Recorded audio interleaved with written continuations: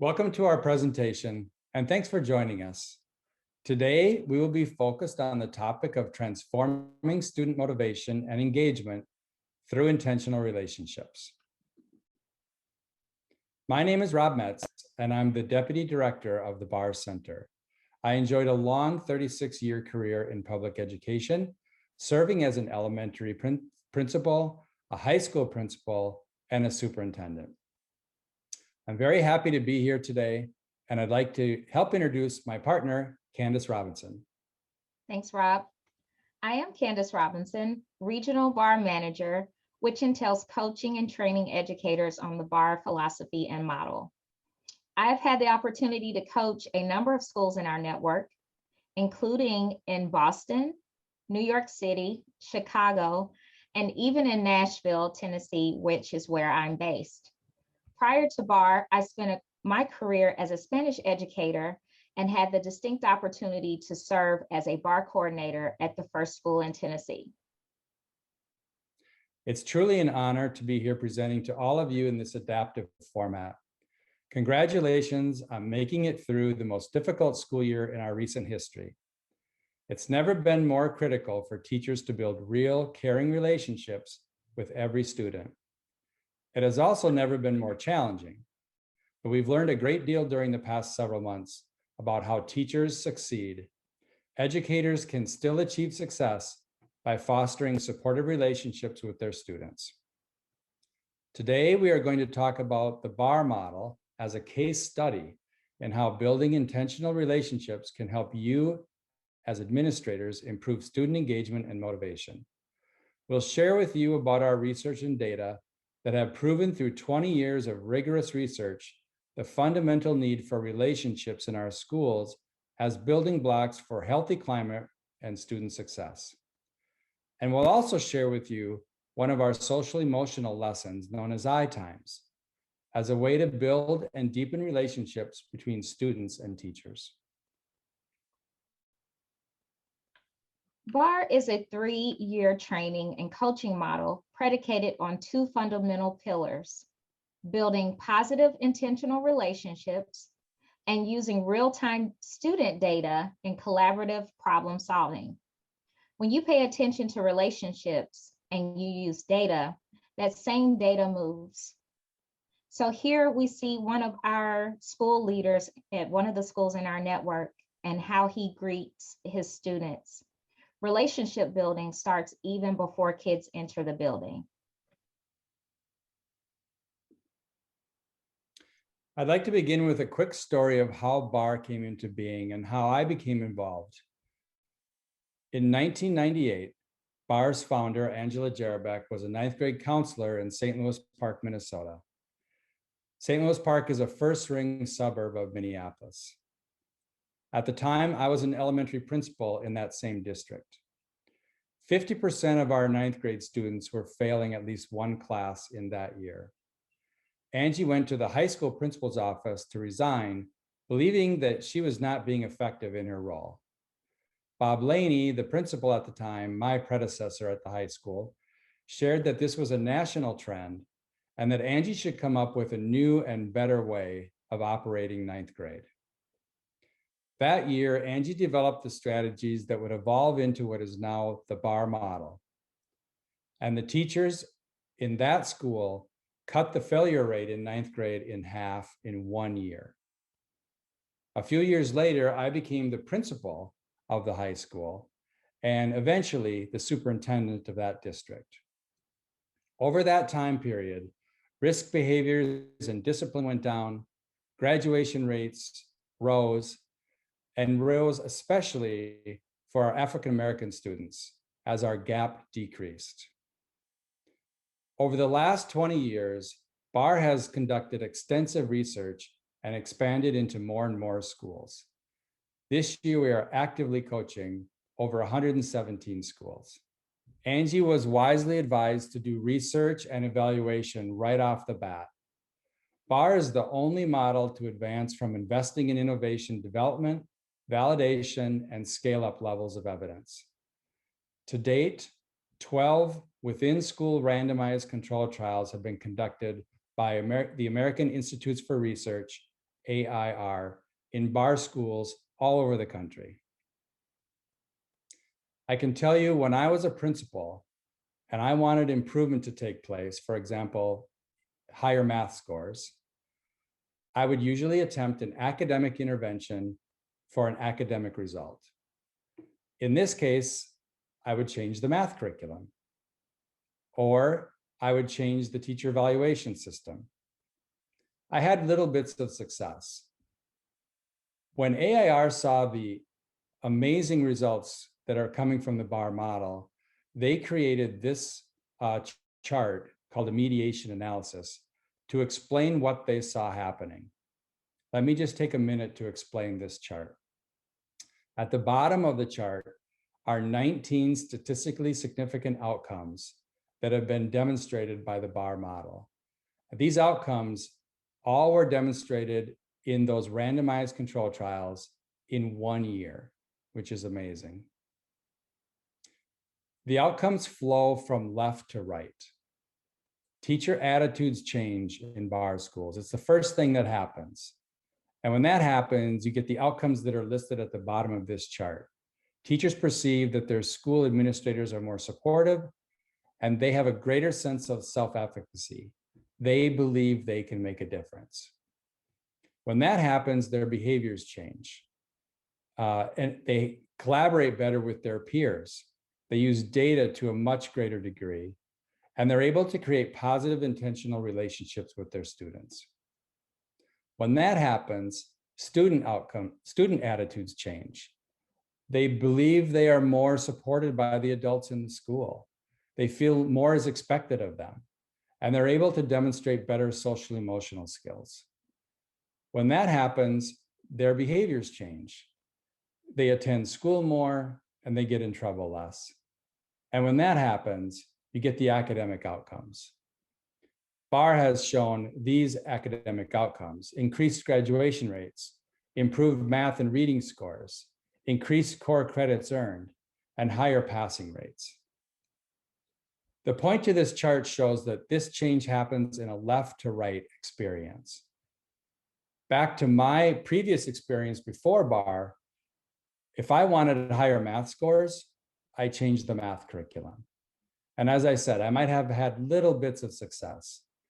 Now I understand that the bigger changes happen from left to right, from teacher attitude changes to teacher behavior changes, to student attitude changes, to student behavior changes, and then the academic outcomes.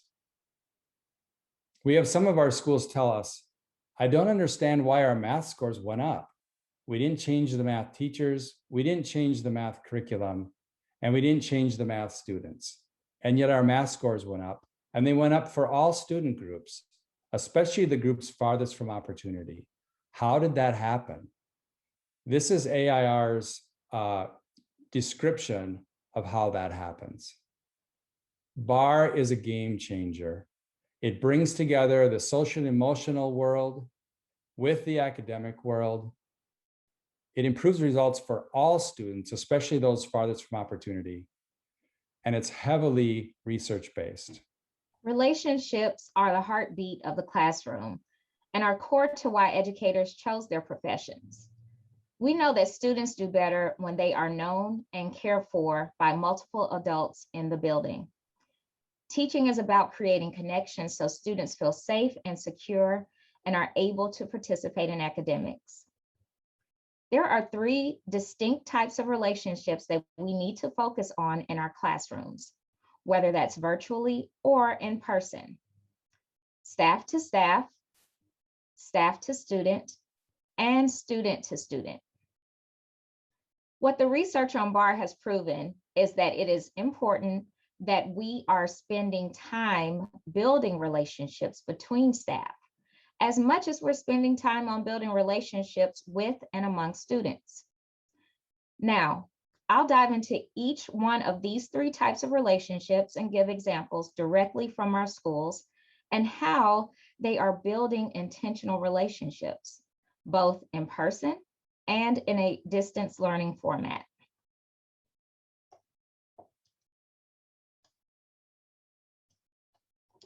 When educators focus on strengthening staff-to-staff relationships, it provides them with the tools they need to collaborate and to understand the whole student. I work with 10 schools across the country, and I am continually hearing how prioritizing staff-to-staff relationships has improved their school's culture. As a school leader, it is critical to build in time for staff to strengthen intentional relationships with each other. Here are a few examples and ideas. A school in Chicago has been working together as a team to increase their awareness of the whole student. Teachers and staff members have been able to consistently implement and revise interventions for struggling students by meeting weekly. During their meetings, they have been focusing on identifying and discussing student strengths and goals. By building this meeting time into their schedules, failure rates for this year have remained below 20% for the second and third quarter. Another example is at a school in Minnesota that has been getting creative to allow time for staff members to connect with one another. In virtual staff meetings, they have been playing Kahoot games. They have been having informal coffee chats with each other, and they have been writing each other encouraging postcards. The school counselor has also reached out to all staff throughout the pandemic to make sure that they feel support in their mental health as well. We also have this free resource available on our website that lists several ideas about the ways that you can provide opportunities for staff members to focus on building relationships with one another. It includes a section on cultivating connections with colleagues, as well as facilitating engaging meetings from near or far with lots of icebreaker ideas. We also provide a free toolkit for administrators. This has several ideas for enhancing team relationships and collaboration.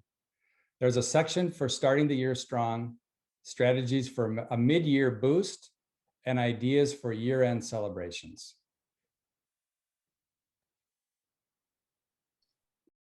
The second type of relationship that we wanted to highlight that will help you transform student motivation and engagement is staff to student.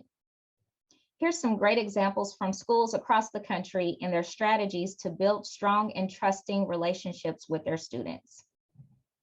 As the old saying goes, when students know that you care about them as a person, they will want to work hard for you.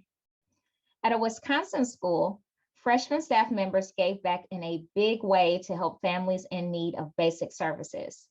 They helped raise $700 and engaged a local church to match the donations to help 8 families receive Horlick Spirit gear, presents, and grocery gift cards during the winter break as well. This was an impactful way for staff to show up for students to ensure that they felt supported in what they can be, and also during this challenging time of the year for families. Another way to build strong, trusting relationships is making time to connect with students one-to-one.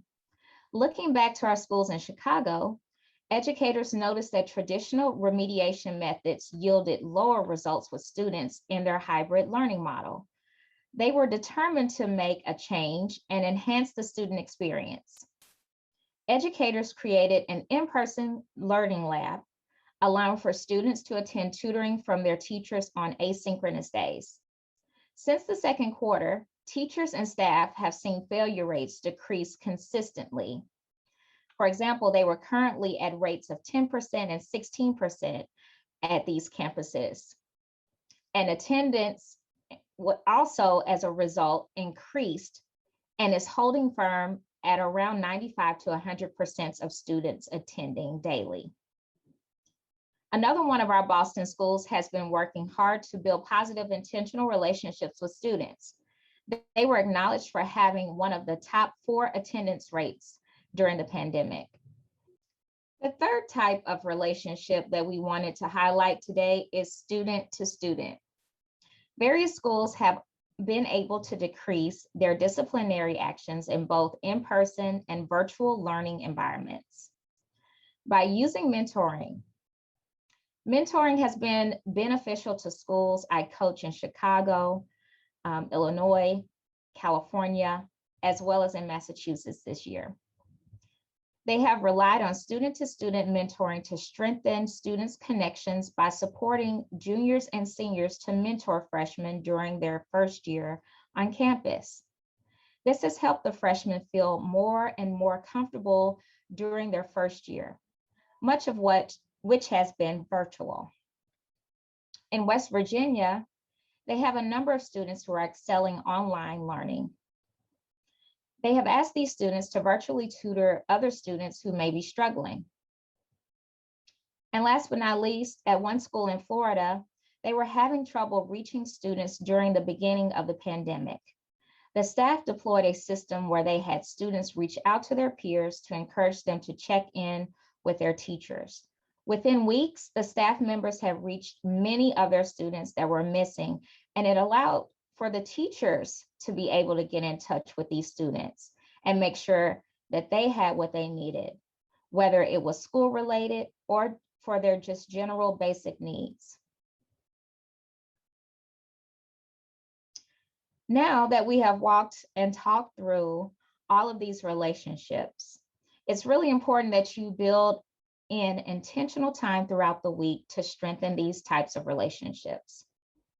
I'm going to walk through an example of how BARR systematically builds relationships to drive student engagement and motivation.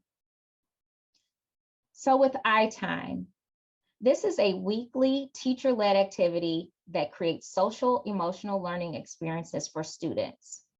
iTime softens the teacher to student interface, making it easier for each person to approach the other about issues that are barriers to school motivation or that elevates awareness of student strengths that can become the basis for positive communication about academic achievement.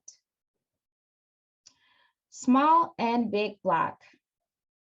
So these are core class teachers or involves core class teachers who meet in their block teams to monitor progress of all the students in their cohort. During small and big block meetings, both goals and action plans for each student are developed, focusing on the student's strengths and assets. This goes beyond reviewing the student's grades, for example, or just progress and data, but it involves a consensus problem-solving mechanism so that there are agreed upon definitions of the problems to be addressed, goals, and action plans. Then there is risk review. So risk review is a BARR intervention with the potential to reduce barriers interfering with school progress by students facing an emerging crisis, which may involve grief and loss, abuse, family or legal problems, or trauma, or students with continuing issues who have not responded to other interventions. Remaining at the forefront of the discussion are the students' strengths nonetheless. The team is cognizant of multiple root causes for student issues. Problem solving maintains its place at concentrating on school-related causes and solutions, along with enlisting community-based resources.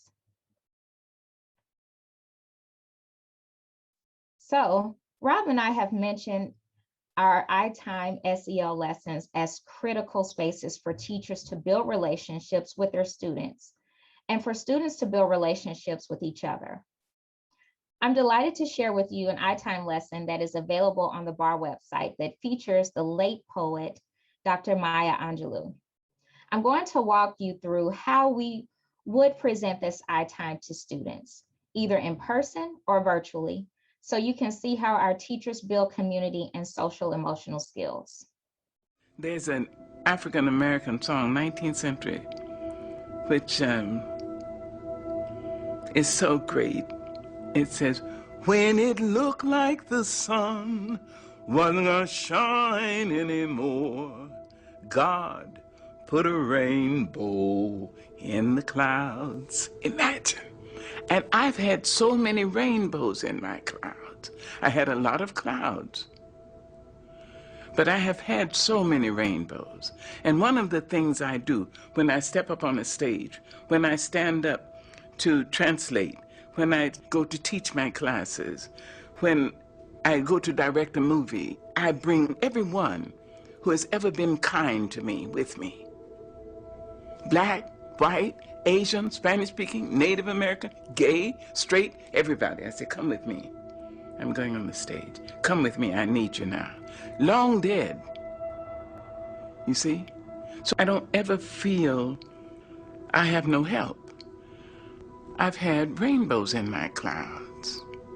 And the thing to do, it seems to me, is to prepare yourself so that you can be a rainbow in somebody else's cloud. Somebody who may not look like you, may not call God the same name you call God, if they call God at all. You see? And may not eat the same dishes prepared the way you do, may not dance your dances or speak your language, but be a blessing to somebody. That's what I think. In the video, the poet Maya Angelou describes the individuals who have shown her kindness and have been a rainbow in her life. At this point, students are invited to create an image of a rainbow with clouds. These images can be done remotely via any online platform, or if students care to physically create the drawing, they can upload a photo to the learning platform. Within the rainbow, students are asked to write a way he or she can be a rainbow in someone else's clouds. Thank you for attending our session, and we look forward to fielding your questions live coming up now. You can also reach out to us through the Barr Center website and find our research and other resources to help you build relationships. Enjoy the rest of the conference, and thank you for doing all you do for your students and teachers every day. Have a great day.